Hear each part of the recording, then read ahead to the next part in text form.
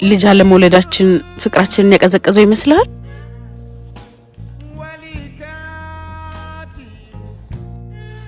ሰላም ጆ።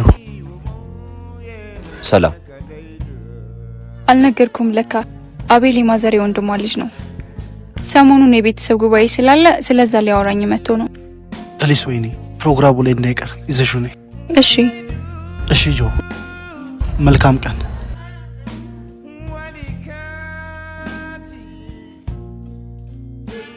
የእናትሽ ወንድም ልጅ ጥሩ።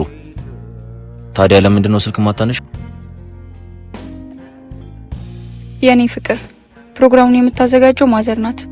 በዛ ምክንያት ቢዚ ስለሆንኩ ነው ስልክ ያላነሳሁት። እሺ ስልክ ማንሻ ጊዜ ጠፍቶን።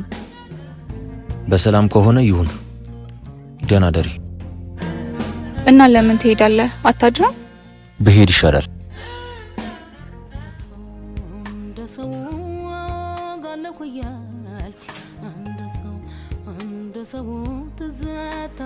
ድርጅታችንን ኮንሰልት እንድታረጉልን ፈልገን ነበር።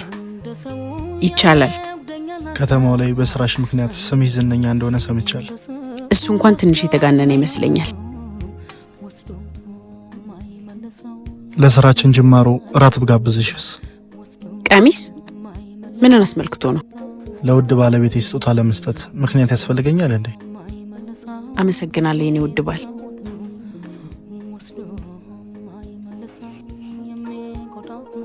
ስለ ሁሉም ነገር በጣም ይቅር። በራቱ ከተስማማሽ ማታ 1 ሰዓት ላይ እንገናኝ። እሺ።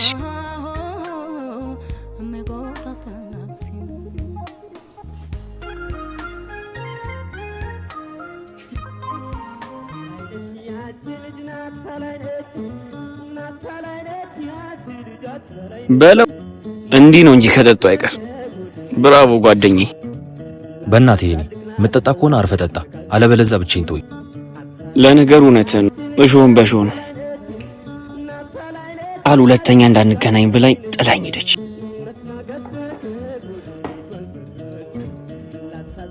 ግራ የምታጋባ ልጅ ናት። ቆይ ምን አደረኳት? በተንከባከብኳት። ሄኒ ፕሊዝ። ቆይ አንተ ምን ሆነ ነው? ተወኝ እስኪ።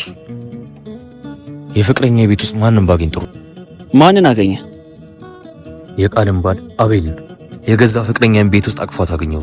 በጣም የሚገርመው የእናቴ ወንድም ልጅ ነው ብላ ብታሸኝስ? አቤል ከአንተ ፍቅረኛ ጋር? አይገርምም?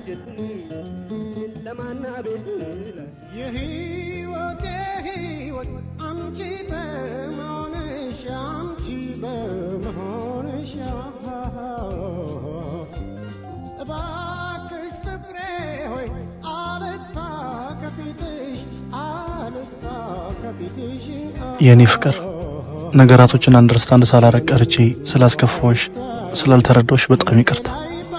በመሃላችን ንፋስ የገባ መስሎኝ ከፍቶኝ ነበረ። ዳግመኛ አይፈጠርም የኔ ፍቅር። በጣም አፈቅርሻለሁ። አንድ ነገር ልጠይቅ። ልጅ አለመውለዳችን ፍቅራችንን ያቀዘቀዘው ይመስላል? አረ በፍጹም። ልጅ እኮ የፈጣሪ ስጦታ ነው። ከባልሽ ጀርባ ስላሉ ነገሮች ማወቅ ከፈለግሽ አግኝኝና አውሪኝ።